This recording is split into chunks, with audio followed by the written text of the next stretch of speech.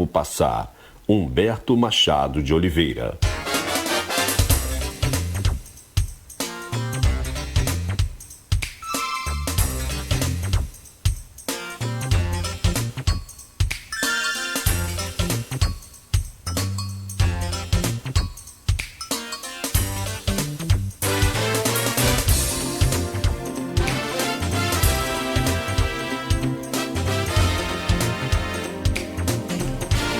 Bom, 8 horas e 12 minutos, nós voltamos com Folha no Ar, primeira edição, que hoje tem, né, o prazer e a honra de receber aqui o presidente da CDL Campos, José Francisco Rodrigues, quem não conhece, o Dedé da Bracom, pode falar assim, né, Dedé? Quem já não fez um bom negócio lá com o Dedé da Bracom? Né, hoje é o Zé Francisco da CDL, da LM Turismo, né, enfim, e ele não para. E está conosco aqui hoje conversando sobre essa situação da pandemia, a reabertura do comércio, as flexibilizações aí propostas e impostas pela prefeitura nessa fase amarela. E agora nesse bloco, separado aqui na pauta, a crise financeira no município e as alternativas. Nós ouvimos aqui, meu caro José Francisco, vários pré-candidatos. O Aloysio Abreu Barbosa, ontem mesmo ele falava aqui, né, da sua rotina de pautas que ele prepara para o jornal, para o site e também para a rádio, onde ele no começo, lá em março, abril, maio, até junho, ele se dedicou full time aí à pauta da Covid-19. E de lá para cá, ele percebeu, né, a importância da pauta da crise financeira.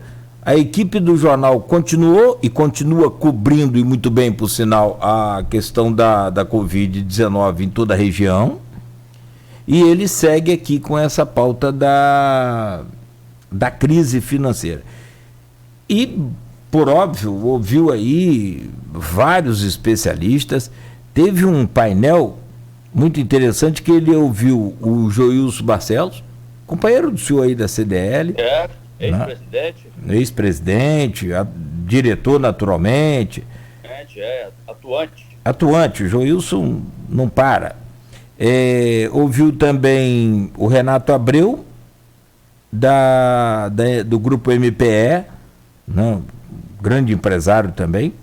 E ouviu um outro empresário que é de um setor fundamental, importantíssimo para que a gente tenha uma noção de temperatura, digamos assim, da economia, que é o Ricardo Paes Teixeira, né? Isso aí. Do setor imobiliário. E dali ele vem ouvindo uma série de especialistas, o próprio professor Alcimar, que a gente já ouviu ontem. Amanhã nós vamos conversar aqui com o Igor Franco, que é professor da Estácio, especialista em finanças. Também, uma outra parte fundamental, essa questão do controle das nossas finanças, tudo, né? Então, assim, o que a gente tem apurado e o que a gente tem visto, que se apurou, o Zé Francisco, é que a crise financeira no município já não precisa mais contar para muita gente. Todo mundo está percebendo, a prefeitura deixa clara e evidente a sua situação, né, complicada, até para fechar a folha de pagamento dos servidores aposentados, não está conseguindo, pagou até agora, o mês passado, somente 60%, e alguns recebem pouco, né, um salário, pouco mais de um salário, então tem pouco mais de R$600 na conta. Enfim, a situação não é boa. E aí a gente quer ouvir do senhor e quer ouvir naturalmente da CDL, como que está sendo encarada essa crise toda, depois de tanta bonança, depois de tanta fartura nesse município. Nós chegamos até agora, na semana passada, o recebimento, não recebimento, né? Não entrou nada, 0,000 nos cofres da prefeitura de participação especial, que há um tempo atrás, 2008, chegou a 230 milhões de reais só em uma participação especial, de 230 milhões para zero. Como equacionar, como que o senhor, como que a CDL vê toda essa situação, Zé Francisco? Amigo Cláudio, você sabe que eu não sou político, não gosto, nunca me enveredei por esse caminho da política, mas, de qualquer maneira, eu sou munícipe, vivo no município, dependo desse município de Campos, e acho que realmente estamos atravessando talvez a pior crise que nós tivemos nos últimos 20, 30 anos. Sobre os royalties que você está falando, nos últimos 20 anos, nós tivemos uma gastança desordenada, sem prever o futuro, e você vê que hoje, na Prefeitura de Campos, são dados da Prefeitura, oficiais deles, né? Quando nós temos um orçamento aí em torno de 1 bilhão e 600 por ano, a folha de pagamento consome 1 bilhão e 100. Quer dizer, é a mesma coisa que você ganhar um salário de R$1.000 e gastar 700 reais de empregado. Quer dizer, como é que você vai viver com 300? Não existe isso. Então, inchou a folha de pessoal da prefeitura. Não sou contra você ter empregado, quer dizer, as empresas. Você tem que gerir a prefeitura, você fazer uma gestão empresarial. Você não pode ter na prefeitura um cabide de emprego. Infelizmente, essa é a realidade. Você não pode. Tem gente que não trabalha e você, o prefeito, todos eles, não estou falando nenhum, eu não tiro nenhum deles aqui. Você chega para um prefeito, se fizer hoje um censo na prefeitura, chamar todo mundo para trabalhar, não dá dentro das repartições públicas. Você sabe disso. Você não bota todo mundo lá dentro do SESEC, você não vai conseguir botar dentro todo mundo lá dentro do SESEC. Então, aí por quê? Não, porque eu tenho 5 funcionários que estão servindo a Cláudio vereador. Tem mais 5 funcionários fazendo para Zé Francisco vereador.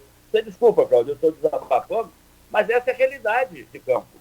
Então, gastaram seu dinheiro, não se viram nada que aproveite. Você acha que a prefeitura, quer dizer, hoje a prefeitura não tem condição de atender a municipalidade, quer dizer, com coisas importantes, quer dizer, você já viu a cidade mais suja que nós temos? Tem imundício, que é a nossa cidade? É uma cidade suja, é uma cidade com problema de saúde. Você vai no Ferreira Machado, é problema, falta dinheiro, tudo bem, mas a falta de dinheiro você tem que tem que fazer gestão.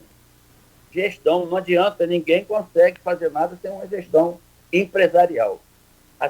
O grande problema dos políticos e dos prefeitos são que eles entram no primeiro dia do mandato pensando num futuro que ele tem que ser reeleito na outra eleição. Aí, meu amigão, você está complicado. Porque no dia que nós tivermos um prefeito que realmente entra na prefeitura e fala assim, eu quero fazer um marco nessa história na minha cidade, fazer uma gestão empresarial nela, você pode estar certo que ele vai deixar, pode ser até que ele seja reeleito no futuro. Mas se ele não pensar nessa reeleição, ele tem que fazer a coisa acontecer. Entendeu? Esse é o meu pensamento. Dedé, você mexeu na ferida. Eu falava aqui recentemente também, até com o Arnaldo Neto, que é o outro jornalista, que reveza com o Aloysio, né, aqui na nossa grade, no Folha no Ar, primeira edição. E o Arnaldo falou, Cláudio, mas ele até conseguiu um argumento interessante, sim. Porque eu falei, Arnaldo, mas esse exemplo do senhor aí é fantástico, muito melhor do que o que eu dei. Se pegar todos os servidores da ativa e colocar nos seus setores, não vai caber todo mundo. Não vai caber todo mundo. O senhor mexeu na ferida. E aí, eu citava isso com outras palavras, mas com essas que o senhor citou, muito mais esclarecedoras, muito mais evidentes, mas bem eficientes. Eu citava, aí o Arnaldo até fez uma alegação, Cláudio, mas tem funcionário que está desviado da função, mas que sai em lucro para o município. Concordo, às vezes o Dedé é mais eficiente, né, administrando a Secretaria de Transporte. Vamos fazer uma comparação aqui com o carro. Tá, o Zé Francisco manja tudo de carro, ele sabe, né, pelo barulho do motor, o que o carro tem, se precisa parar, se pode continuar, enfim, Então, mas o Zé Francisco está concursado como professor. Então, tira o Zé Francisco de professor e ele vai trabalhar lá na Secretaria de Transporte. Bom, primeiro que está errado, né? Tudo bem. Né? Mas numa parte eu concordo com o Arnaldo que o senhor sendo mais eficiente lá vai sair no lucro para o município, mas vai ficar uma falta cá. Né? Então, assim, e esse caso é bem pouco. A maioria é aquilo que o senhor disse. O senhor mexeu na ferida perfeito, de forma correta, decente, como sempre. Né?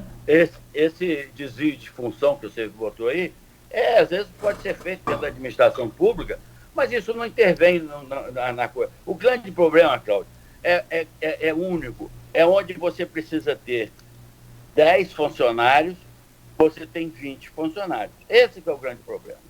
E são 20 funcionários tomando cafezinho, gastando papel, gastando a luz elétrica, ar-condicionado. Quer dizer, você faz...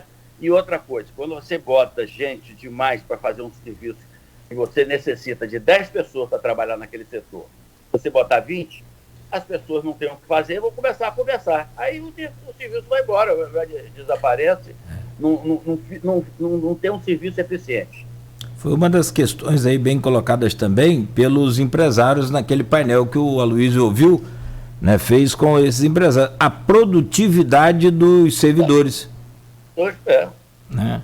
Muitas vezes aquém do que eles podem e do que vão fazer. Agora, fazendo uma comparação aqui, o Flamengo, que hoje é time de ponta, né, começando o Campeonato Brasileiro, teve 2 derrotas aí, mas que não representa grande coisa para o Flamengo, que tem o time que tem a diretoria que tem. Agora eu soube que tem gente atrás do Messi, para trazer o Messi também para o Flamengo. Enfim, sempre tem uma nova fase, sempre tem nessa fase agora um novo investimento.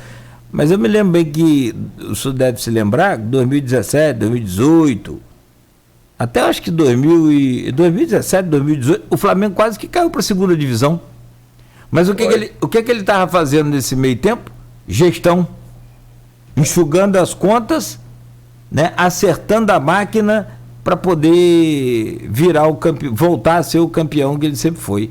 Você acha que é isso que tem que ser feito com a prefeitura? E aí, Dedé, será que alguém vai ter coragem de fazer isso com a prefeitura? Esse que é o grande problema, porque a gestão tem que existir. Você tem que chegar, não pode ter apadrinhamento, você tem que... Porque o Cláudio, a hora que eles entenderem que o prefeito, eles são funcionários, para não dizer, eles são empregados da nossa população, da nossa municipalidade, nós que pagamos o salário dele, porque nós pagamos os impostos, tá certo? E nós o elegemos para ele dirigir nossa nação, porque nós não, ou nação, ou estado, ou município, entendeu? Então, eles têm que ter discernimento, ter chegar para falar assim, gente, eu estou aqui, eu estou como prefeito, eu preciso fazer para essa municipalidade que confiou em mim, eu preciso fazer gestão. E na hora que ele fizer isso, Cláudio, eu sei que não é fácil, pode demorar um tempo, mas você pode estar certo que ele vai preparar a cidade para o futuro. Que é onde que é o único caminho possível, porque o ródio vai ser finito, vai ficar essa briga, daqui a pouco é preocupação, é todo mundo fazendo passeate que o ródio é nosso, e daqui a pouco o ródio vai ter um político lá que eu boto na eleição, lá na Câmara, e daqui a pouco vai dividir esse ródio. Hoje já não tem mais, os valores já não estão mais condizentes, porque o dinheiro já não está vindo mais com aquela facilidade que nós tínhamos, entendeu? Então, é muito difícil hoje você conseguir fazer isso na prefeitura. Não é fácil. Eu estou dizendo para você que chega aqui e resolve. Não tem receita de bolo. Você tem que sentar. Você tem que também pegar o próprio funcionalismo, entendeu? E conversar com ele. Falar assim, Cláudio, eu preciso de você, Cláudio. Eu quero que você trabalhe. Você é o setor. Está horrível isso aqui. Conversar, educar a nossa população. O Cláudio, quantos mil funcionários tem a Prefeitura de Campos, Cláudio? É a população de uma cidade, Cláudio. 15 mil aproximadamente aí, né? Você vê, o município de São Leopoldo já teve um momento lá atrás que ele tinha 15 mil habitantes, tá certo? Tem cidades aí nesse Brasil Norte que tem 15 mil habitantes.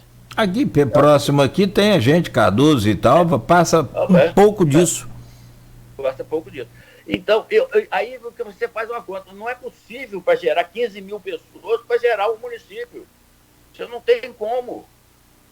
Enquanto tiver isso, enquanto o nosso poder público pensar nessa maneira, nós vamos estar se arrastando, sem solução. Quer dizer, essa é a base. E da base, depois, você pode ter outras ideias. Agora, se você não pegar lá no cerne da questão, que é essa folha de pagamento de 1 bilhão e 100, meu amigo, aí você está enrolado. Agora, tem também, o professor Alcimar falava aqui sobre, ontem, sobre essa questão de outros investimentos. Até o Porto do Açu, por exemplo, já é, né, uma nova opção que a gente tem, gerador de emprego. Hoje o Porto do Açu gera, Zé Francisco, algo em torno de 8 mil empregos diretos, né? Então, você põe aí aquela região toda ali, não sei se você tem andado por ali, chegou a andar, mas o que abriu de comércio, o que abriu de restaurante, agora com a pandemia parou tudo, né? E está voltando muito lentamente. Mas assim, como que o senhor visualiza uma outra alternativa de fonte de renda? Porque aí vai implicar diretamente com a categoria do senhor, que é o comércio. O que vai bater aonde? Na Secretaria de Fazenda. Vamos tributar, vamos arrecadar mais tributos, mas é preciso que se traga novas indústrias, novas empresas, é preciso oferecer aqui um ambiente muito agradável, muito favorável para que se instale essas empresas, essas indústrias, e a maior vocação nossa, que é a agrícola. Como é que o senhor analisa isso tudo? Primeiro, Cláudio, as parcerias que a gente vê aqui no Brasil, já existem parcerias público-privadas que têm dado muito certo. Eu acho que o nosso município nós podíamos fazer algumas parcerias público-privadas. Não sou especialista no assunto, mas a gente tem que procurar pessoas que sejam capazes. O Porto do Açu é uma redenção para o nosso município. Apesar de ele estar no município vizinho, mas, de qualquer maneira, toda essa população que você falou de 8 mil pessoas que estão trabalhando, a maior parte mora em campo, os 8 da casa, ela está comprando no supermercado, está comprando na farmácia, está indo no restaurante, enfim, está gastando dinheiro aqui no nosso município, não é isso? Casas que estão sendo alugadas ou casas que estão construídas, enfim, está movimentando a nossa economia. O Porto do Açu hoje é uma realidade e eu sempre falei, é o futuro de nossa cidade. Quanto a você depois, você passou a pergunta mudou o foco um pouquinho para a agroindústria. Campos, quer dizer, eu com meus 72 anos, acho que Campos teve lá atrás uma vocação natural que é da agroindústria. Eu sempre vi Campos, na época minha, com 16, com 12, com 14, com 15, hoje nós estamos reduzidos a 2 usinas de açúcar. Eles acabaram com o agricultor. O agricultor, eu não sei se foi o mercado também, porque eu também não sou nenhum especialista nesse setor, se foi o mercado que também diminuiu muito também, que eu não tenho essa noção, mas eu acredito que também foi a desmotivação do agricultor em continuar fazendo com que ele se aprimorasse, se preparasse melhor para ter uma melhor produtividade. Ele plantava cana como o avô dele, mas depois aquilo passou. E hoje, plantar cana, ele tem que ter adubo, tem que ter, às vezes, você tem uma nova técnica de plantar cana, ou de ver outras plantações, outros tipos de agricultura, no soja, que eu tenho visto, às vezes, alguém falar aí, não sei se o nosso município tem essa condição de fazer nesse plantio, mas o hortifruti, que pode ser, porque nós temos aqui em Friburgo bastante isso. Frutas, nós já tivemos indústria, o próprio Renato Abreu mesmo montou aquela indústria de suco, me parece que está fechada hoje. Enfim, faltou talvez apoio da municipalidade, quando eu falo do nosso município, para que essas realizações continuassem, entendeu? que pessoas pudessem investir com mais segurança nesse setor. Isso não aconteceu. Foi abandonado. Quer dizer, eu estou falando, Cláudio, no meu entender, não de especialista. Se você já falar com o plantador de cana, ele vai ter outra visão. Mas a minha, eu acho que ele foi abandonado. Eu acho isso. Essa é a minha visão do setor, que eu acho que muito triste, que seria uma vocação natural para a gente aqui, né? E nós temos um parque educacional fantástico, né? Começar pela UENF, que aliás está aniversariando essa semana, 27 anos. Você pegar o UENF ali, na questão de pesquisa e extensão, você tem um potencial enorme. Ô Zé Francisco, nós temos a maior rede de canais, né, artificiais do mundo para irrigação. Então eu fico às vezes até agregando aí o que o senhor está falando, se me permite, por que não se explora isso de forma tão mais eficiente, né? Pra você ter ideia, hoje, e eu conheço há pelo menos 20 anos mais profundamente, aqui para nós, o relacionamento daqueles produtores aqui da Baixada, que são, né, beneficiados, ou entre aspas, né, não, com esses canais, é extremamente complicado com o órgão que comanda a abertura de comportas e fechamento de comportas. É uma loucura, porque o INEA vai lá e abre a comporta, mas quando os agricultores, os produtores, aquele pessoal todo ali, queria que fechasse.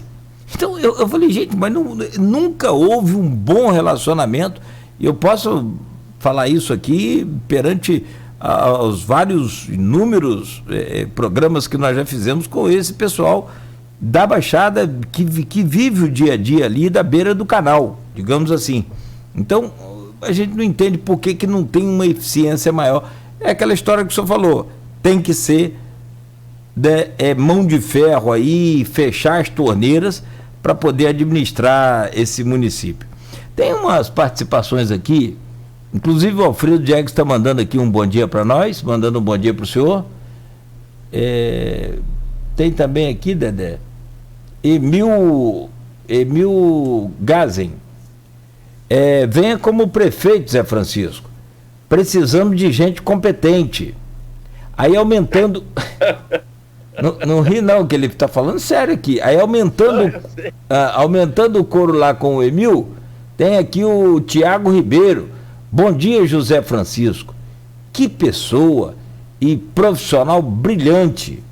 Então, quer dizer, coisa está pegando aí. Já pensou se a gente lança aqui em primeira mão o senhor aí logo como prefeito? Muito obrigado, meu amigo, mas não é minha vocação, não. Eu prefiro estar nos bastidores, estar ajudando a minha cidade de outra maneira, entendeu? Não, o Beto está me lembrando aqui, é pré-candidato a prefeito. Mas aqui pode falar aqui. Pré-candidato, eu surpresa, eu conversando com uma pessoa, a pessoa me informou que em Campos tem 16 pré-candidatos a prefeito.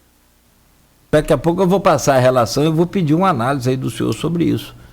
Tem aqui todos os candidatos, aqueles que inclusive nós já conversamos, alguns que ainda não, mas serão ouvidos, né? Aqui pelo programa Folha no Ar, primeira edição, mas tem 2, 4, 6, 8, 10, 12, 13. Eu estou com 13 aqui. Se tem mais, se tem mais, pode ter mais. Pode ter mais, eu não sei. A pergunta aqui, uma colocação aqui do Fernando Lopes Ribeiro. As prefeituras do interior são os principais empregadores. Como diminuir os servidores delas sem criar oportunidade para que eles continuem no município? É uma colocação interessante também do Fernando Lopes. Aqueles são os maiores empregadores pelo volume, pelo tamanho. Agora, nós não podemos, por ser empregadores, o maior empregador, ter um acúmulo, um número excessivo de funcionários que não possam trabalhar. É a mesma coisa. Você pode ter uma empresa em Campos hoje instalada e ser a maior empresa de Campos hoje que número de funcionários. Mas nem por isso você vai ter que inchar a sua empresa para poder botar a sua empresa para trabalhar. Você tem que ter o limite da sua capacidade de ter funcionários. Agora, a outra pergunta dele, ele falando sobre a questão de como fazer, voltou, que eu voltei a falar. Que isso, quando você baixa, vamos fazer uma continha rápida aqui. Se você tem 1 bilhão e 600 de arrecadação anual, se você gastou 1 bilhão e 100, sobrou 500 milhões. Os 500 milhões parece que a saúde gasta algo em torno disso. Aí você não tem mais nada para investir no município. Se você baixa essa folha de pagamento de 1 bilhão e 100 para 700, você consegue ter o quê? Uma sobra de dinheiro. Aí você vai ter que ter a capacidade de gestão desse nosso novo prefeito que vier, que ele tem que fazer parceria público-privada, tem que fazer investimento que dê resultado na nossa cidade, chamar empresas, atrair empresas de fora para que venham se estabelecer no nosso município. Enfim, tem muita coisa para ser feita de uma maneira assim, eu estou falando mais abrangente, mas você tem muita coisa que você pode botar isso no papel e ver o que nós podemos fazer. O que não pode é a prefeitura gastar o que ela está gastando. Isso aí é em qualquer empresa. Você não aguenta como salariado, como empresário, você na sua empresa, você é uma pessoa física, quando você recebe, você pode ser aposentado, você pode ser um funcionário do banco, você fala, não, eu ganho 10 mil. Mas se você ganhar 10 mil reais de salário e gastar 7 mil, 6, 7 mil de funcionário, você está enrolado na sua vida, você não faz nada, a tendência sua é ficar endividado, daqui a pouco você está devendo todo mundo.